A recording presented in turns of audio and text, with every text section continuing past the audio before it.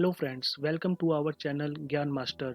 मैं अभिषेक आज आपको वर्ल्ड वार वन के बारे में कुछ इन्फॉर्मेशन दूंगा जो बहुत ही खास है और हमको इनके बारे में पता होना चाहिए। दोस्तों, आपको पता है वर्ल्ड वार वन जो सिर्फ एक गोली चलने से हुआ और वर्ल्ड वार टू जो एक गोली नहीं चलने से हुआ। जानेंगे हम आगे कैसे। दोस्तों, वर्ल्ड वार वन को हम और भी नामों से जानते हैं, जैसे द ग्रेट वॉर और ग्लोबल वॉर, क्योंकि इस वॉर में काफ़ी बड़ी बड़ी कंट्रीज़ ने पार्टिसिपेट करा था। और दोस्तों, इसको the war to end all wars भी बोला गया था, क्योंकि ऐसा कहा गया था कि ये वॉर सभी वॉर्स को ख़त्म कर देगी। लेकिन ऐसा कुछ नहीं हुआ और कुछ सालों बाद ही आपको पता है वर्ल्ड वार टू हो गया। वर्ल्ड वार वन ओरिजिनेट हुआ था यूरोप में और ये वॉर 28 जुलाई 1914 से लेकर 11 नवंबर 1918 तक चला, जो लगभग 4 साल 4 महीने 11 दिन तक चला दोस्तों। आइए दोस्तों, देखते हैं कुछ इम्पोर्टेंट अलाइंसेस। पहली है द ट्रिपल अलाइंसेस, जो कि 1882 में हुई थी, जिसमें जर्मनी, ऑस्ट्रेलिया, हंगरी, इटली थे। दोस्तों, ये ट्रीटी इसलिए करते थे ताकि कोई अगर अटैक करेगा इनके ऊपर तो ये मिलकर लड़ेंगे। और दूसरी थी ट्रिपल एंटेंट, जो 1907 में हुई थी यूके, फ्रांस, रशिया के बीच। और दोस्तों, इस स्लाइड में ये कुछ वो पावर्स है जो वॉर्स में एक दूसरे के साथ लड़े थे। इनमें एलाइड्स पावर में Russia, France, Britain, USA, Japan etcetera. और दूसरी तरफ Austro Hungarian Empire, Germany, Ottoman Empire जिसे टर्की कहते हैं एटसेट्रा, ये सब थे। और भी इनके अलावा कई सारी कंट्रीज थी। दोस्तों, तीसरा कारण था इंपीरियलिज्म। इसका मतलब है कि कई कंट्रीज दूसरों की जमीन कैप्चर करना चाहती थी, जैसे अफ्रीका और एशिया की। चौथा कारण नेशनलिज्म। दोस्तों, उस टाइम कंट्री के लोग ये सोचने लग गए थे कि हम लड़कर और दूसरों की ज़मीन को कैप्चर करके ही एक महान देश बन सकते हैं। और ये बहुत ही खतरनाक धारणा थी दोस्तों। लेकिन वर्ल्ड वार वन का जो मेन रीज़न था वो ये था कि जो ऑस्ट्रिया हंगरी का राजा था जोसेफ, उसने बोस्निया कंट्री को पहले ही जीत लिया था।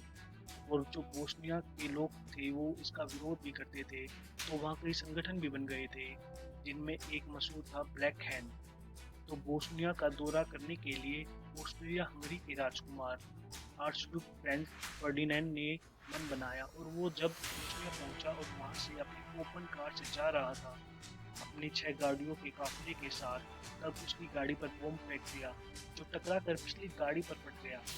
इससे पहले भी उन पर 3 बार अटैक हुआ था और वह बच गया था। लेकिन इसके बाद जो प्रिंस ने सबसे बड़ी बेवकूफ़ी करी वो यह है कि उसने बोला कि वो वापस उसी रास्ते से जाएगा और जो उसके सोल्जर्स इंजर्ड हुए हैं उन्हें देखने के लिए। तो जब वो वापस जा रहा था तो रास्ते में ही 28 जून 1914 को सर्बिया के एक लड़के गैव्रिलो प्रिंसिप ने प्रिंस और उनकी वाइफ को गोली मार दी। ये देखो दोस्तों, कैसे प्रिंस अपनी ओपन कार में जा रहा था और गैव्रिलो प्रिंसिप ने गोली मार दी इनको और इनकी वाइफ को। इसके बाद दोस्तों, ऑस्ट्रेलिया हंगरी को तो बहाना चाहिए था अटैक करने का सर्बिया के ऊपर। ये पहले से ही दुश्मन कंट्रीज थी एक दूसरे के।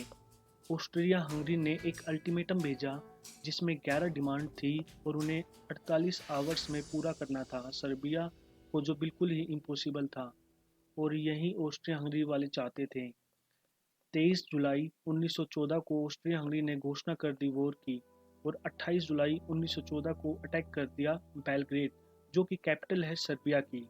सर्बिया ने मदद मांगी रशिया से, और दोस्तों रशिया भी चाहता था उनकी मदद करना, क्योंकि उसके अपने पर्सनल बेनिफिट्स थे, जो कि वो अपनी ट्रेडिंग के लिए स्टेट्स ऑफ डार्डनल्स पर कब्जा कर सके। इसके बाद जर्मनी भी उधर से ऑस्ट्रिया हंगरी के साथ आ गया, क्योंकि इनकी ट्रीटी भी हो रखी थी। लेकिन इस ट्रीटी में इनके साथ इटली भी था, जो युद्ध में नहीं आया, मना कर दिया। उसने बोला कि हमारी ट्रीटी थी कि कोई हम पर अटैक करेगा तब हम साथ में होंगे। और दोस्तों, आगे चलकर इटली दूसरी साइड यानी कि यूके, फ्रांस के साथ मिलकर युद्ध लड़ा। टर्की भी जर्मनी के साथ मिलकर वॉर करने लगा। उसके बाद दोस्तों, रशिया और जर्मनी इस वॉर में फ्रांस का पक्ष जाना चाहते थे, लेकिन फ्रांस ने बोला टाइम आने पर वो डिसाइड करेगा किसकी साइड है। लेकिन फिर जर्मनी ने सोचा अगर बाद में हमारे अगेंस्ट हो गया तो हम दोनों साइड से गिर जाएंगे। इसलिए जर्मनी ने सोचा पहले फ्रांस को ही हरा देते हैं, क्योंकि रशिया की सेना बहुत बड़ी थी। लेकिन फ्रांस वाले भी बहुत तेज थे, उन्होंने पहले ही 10 लाख की सेना बॉर्डर पर खड़ी कर दी, जिससे दोस्तों जर्मनी सीधे सीधे अटैक नहीं कर सकता था। इसलिए जर्मनी ने सोचा बेल्जियम के थ्रू फ्रांस के ऊपर अटैक कर देंगे। देखिए दोस्तों, ये मैप है जिसमें मैंने एरो निशान लगा रखा है, कैसे ये जर्मनी वाले बेल्जियम के थ्रू फ्रांस के ऊपर अटैक करना चाहते थे। उम्मीद है आपको समझ में आ रहा है। फिर दोस्तों जर्मनी ने जब बेल्जियम को बोला हम अपनी 4 से 5 लाख की सेना आपकी कंट्री से निकालकर फ्रांस पे अटैक करेंगे, तो बेल्जियम ने सरासर मना कर दिया, क्योंकि उनकी सेना ज़्यादा बड़ी नहीं थी। उन्हें डर था कि कभी ये बेल्जियम को भी हड़प लेते। इससे पहले रशिया ने यूके से हेल्प मांगी थी, लेकिन उसने मना कर दी थी। और जो यूके का पीएम था दोस्तों उस टाइम, और ऑस्ट्रिया हंगरी का राजा था, ये दोनों कजन्स थे। लेकिन फिर बेल्जियम पे अटैक किया जब जर्मनी ने, तब बेल्जियम की मदद करने के लिए यूके को आना पड़ा, क्योंकि इनके बीच ट्रीटी हो रखी थी। तो जर्मनी स्टार्ट में काफ़ी आगे तक आ गया था जीतते हुए फ्रांस के अंदर। और जर्मनी की नेवल पावर काफ़ी स्ट्रॉन्ग थी। वो अपनी सबमरीन से नेवल मिलिट्री शिप और पैसेंजर शिप पर अटैक कर रहे थे और काफियों को तबाह कर चुके थे। दोस्तों फ्रांस ने अमेरिका से मदद मांगी, लेकिन उसने मना कर दिया। और वो करता भी क्यों नहीं दोस्तों, क्योंकि उसको तो प्रॉफिट हो रहा था बैठे बैठे दूर से ही। अमेरिका डिस्ट्रीब्यूट कर रहा था वेपन्स, आर्म्स और कई सारी चीज़ें यूरोप में। लेकिन फिर हुआ ये कि जर्मनी ने एक पैसेंजर शिप पर अटैक कर दिया, जिसमें 1000 सिविलियन मार दिए। उसमें 114 सिविलियन अमेरिकन थे। जिसके तुरंत बाद ही जर्मनी ने हाथ जोड़कर माफ़ी मांगी अमेरिका से और बोला हम आगे से पहले चेक करेंगे कि कोई अमेरिकन है या नहीं, उसके बाद अटैक करेंगे। जिसका दोस्तों नुकसान उठाना पड़ा जर्मनी वालों को, क्योंकि जब तक वो पता लगाते तब तक उन पर अटैक हो जाता। जिससे जर्मनी वालों ने सोचा कि ऐसे तो हम हार जाएंगे।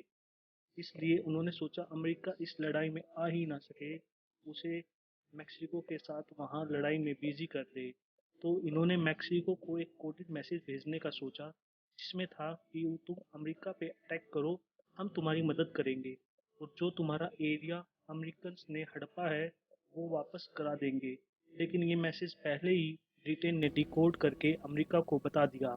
उसके बाद अमेरिका भी वॉर में शामिल हो गया आखिर में, लगभग 1917 में। इसके बाद जर्मनी भी हर जगह से गिर गया था और हार के करीब आ गया था। फिर लास्ट में जर्मनी ने अपने हथियार डाल दिए और युद्ध विराम लगा दिया 11 नवंबर को 1918 में। देखो दोस्तों, वर्ल्ड वार वन में ऐसी सुरंग बनाई हुई थी, इसी के अंदर सैनिक रहते थे, खाते थे, पीते थे और इधर से ही लड़ते थे। अगर ये यहाँ से बाहर जाते तो सीधे गोली लगकर मर भी सकते थे। दोस्तों वर्ल्ड वार वन में करीब 1 करोड़ 70 लाख लोग मरे, जिसमें 1 करोड़ 10 लाख सैनिक थे, 60 लाख सिविलियन थे। इसमें करीब 2 करोड़ लोग इंजर्ड हुए। दोस्तों वर्ल्ड वार वन में इंडियन सोल्जर्स करीब 80,000 मरे थे और युद्ध लड़ने ब्रिटेन की तरफ से 10 लाख सैनिक गए थे। दोस्तों ब्रिटेन से ज़्यादा सैनिक हमारे भारत से गए थे। दोस्तों इस हार के बाद जर्मनी को अपना 65,000 स्क्वायर किलोमीटर एरिया देना पड़ा। जर्मनी को अपने सबमरीन्स गन्स देनी पड़ी मुआवजे के तौर पर। और दोस्तों जर्मनी के ऊपर 50 अरब डॉलर की पेनल्टी लगा दी, जो अब जाकर पूरी हुई 2010 में। दोस्तों वर्ल्ड वार वन के बाद वहाँ यूरोप में कोई भी इंडस्ट्री नहीं लगाना चाहता था। ज़्यादातर इंडस्ट्री अमेरिका में लगी, जिससे अमेरिका को बहुत फ़ायदा हुआ। इसी वॉर के बाद अमेरिका सुपर पावर बनने की तरफ बढ़ गया। और दोस्तों आखिर में जो एक ब्रिटिश हीरो जिसने हिटलर को गोली नहीं मारी, उसका नाम था हेनरी टेंडे। इसने युद्ध में सबसे ज़्यादा लोगों को मारा, लेकिन इसने हिटलर को छोड़ दिया, क्योंकि उस टाइम हिटलर के हाथ में गन नहीं थी और वो घायल भी था और युद्ध विराम की घोषणा भी हो गई थी।